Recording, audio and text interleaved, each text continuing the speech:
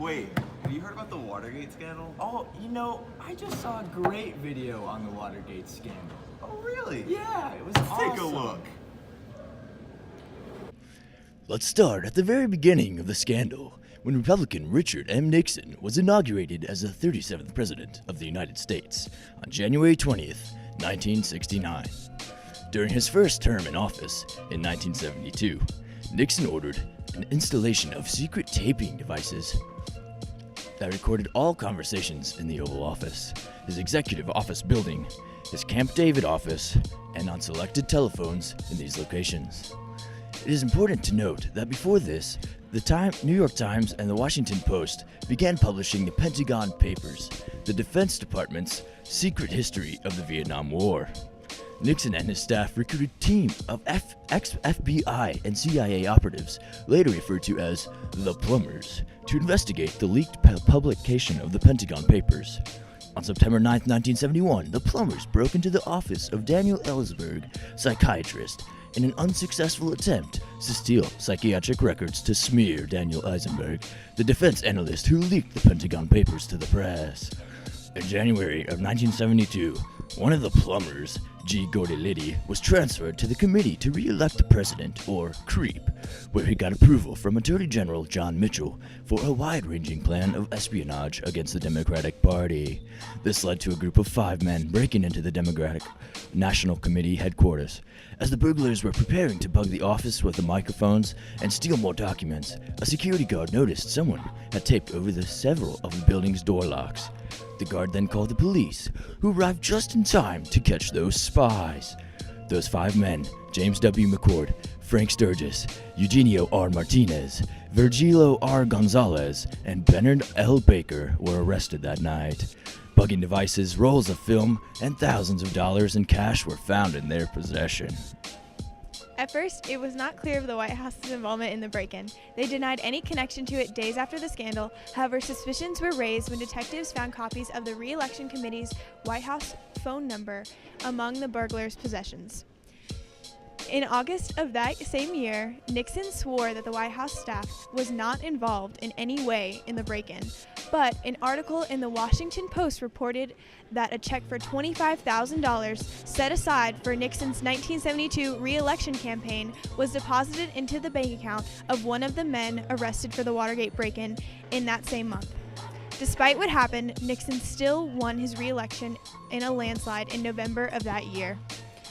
2 Washington Post reporters, Bob Woodward and Carl Bernstein, began investigating the scandal on their own. Woodward started meeting with the source, an informant known as Deep Throat. His real identity as W. Mark Felt, the associate director of the FBI, was only revealed 3 decades later. They reported that the FBI had made connections between Nixon aides and the Watergate break-in. Many of their articles described the campaign strategy used, which included many illegal activities conducted against Democratic presidential candidate Edmund Muskie. They were planned by Donald Segretti and others paid by CREEP and Nixon's private attorney. Over the next 2 years, Bernstein and Woodward would continue to file more stories on the Watergate scandal. An official FBI investigation began, and by January of 1973, the trial began for the burglars and 2 of their accomplices. There was a total of 7 people being indicted. Former Nixon aide and FBI agent G. Gordon Liddy and James McCord, an ex-CIA agent and former security director of the Committee to Re-elect the President, or CREEP, are convicted for their roles in the break-in at that Watergate complex. The other 5 burglars pled guilty. John Sirica, the judge presiding over the case, was skeptical that all of the evidence was not present that existed. Nixon and his aides hatched a plan to instruct the CIA, or Central Intelligence Agency, to impede the FBI's investigation of the crime. This was a more serious crime than the break-in. It was an abuse of presidential power and a deliberate obstruction of justice. More and more people began to suspect that there was a larger scheme taking place. A handful of Nixon's aides, including White House counsel John Dean, testified before a grand jury about the president's crimes. They also testified that Nixon had secretly taped every conversation that took place in the Oval Office. If prosecutors could get their hands on those tapes, they would have proof of the president's guilt. On March 23, 1973, a letter by Watergate burglar James McCord, confessing the existence of a wider conspiracy, is read in open court by Judge Shurka. That piece of evidence started to unravel the entire Watergate cover-up. In April, the New York Times reported that McCord told the Senate Watergate Committee that a Republican group, a committee to re-elect the president, CREEP, had made cash payoffs to the Watergate burglars. An acting FBI director, L. Patrick Gray, also resigned after admitting that he destroyed documents given to him by John Dean days after the Watergate break-in.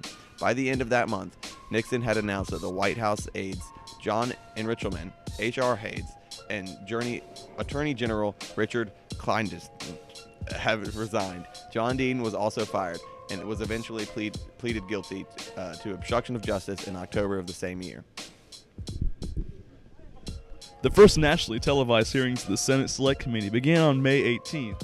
In June, the Washington Post reported that Dean told Watergate prosecutors that he discussed the cover-up with Nixon at least 35 times. On June 25th, Dean testified before the Senate Select Committee about Nixon's involvement. Prosecutors then discovered a memo to John Richmond regarding plans for the plumber's break-in of Daniel Ellsberg's psychiatrists. But on July 13th, Alexander Butterfield, former President Appointments Secretary, met with Senate investigators where he revealed the existence of an extensive secret taping system in the White House. On July 16th, he testified before the Senate Committee in a live broadcast, revealing since 1971, Nixon had recorded all conversations and telephone calls in his office. After this discovery, Nixon reportedly ordered the White House taping system disconnected. However, he refused to turn over any of the recordings of his White House conversations to the Senate investigation and to Cox. The tapes were believed to include evidence that Nixon and his aides had attempted to cover up their involvement in the Watergate break-in and other illegal activities. Nixon filed appeals in response to various subpoenas, ordering him to turn over the tapes. The next day, the Senate Select Committee wrapped up his hearings. Nixon delivered a second primetime address to the nation on Watergate, saying, "It has become clear that both the hearings themselves and some of the committee's commentaries on them have become increasingly absorbed in an effort to implicate the president personally in the illegal activities that took place." He reminded the American people that had already taken full responsibility for the abuses that occurred during my administration. On October 20th, Nixon ordered the firing of Special Prosecutor Archibald Cox in what becomes known as the Saturday Night Massacre. Attorney General Elliot Richardson and Deputy Attorney General William Ruckelshaus then resigned rather than carry out these orders. Solicitor General Robert Bork fired Cox, and several days later, Leon Jaworski is appointed as second special prosecutor. Several months later, indictments are handed down from the Watergate 7, including John Mitchell H.R. Haldeman and John L. Richmond, and the grand jury named Nixon as the undictated co-conspirator. Transcripts of more than 1,200 pages of edited transcripts of the Nixon tapes are released by the White House, and in July, the Supreme Court ordered Nixon to turn over the tapes finally. When the president hesitated, the House of Representatives voted to impeach Nixon for obstruction of justice, abuse of power, criminal cover-up, and several violations of the Constitution. The impeachment was sent to the floor of the House for a full vote, but the vote was never carried out. On August 5th, 1974, Nixon released transcripts of 3 conversations with Haldeman on June 23, 1972. They were known as the smoking gun because they revealed Nixon's involvement in the Watergate cover-up. 3 days later, Nixon resigned. His abuse of presidential power had a long-lasting effect on American political life, creating an atmosphere of cynicism and distrust. Sorry, what was that? Fetus. Thou not needs one abortion Delete. clinic. When thou has fetus deleted. Hey friends, can we work please? What is that? Thing. Well, the prompter It's that not I've been blocked. using, it's not working anymore. And I don't Thanks, know more county why. schools. Huh? Thanks, more county schools. That's what more Yeah, guys it was literally working It is yesterday. more county schools. Hashtag boycott. Sorry, you're not allowed to visit this site. boycott. MCF. I'm related to Rosa Parks. My last name is Parks. Therefore, I'm related.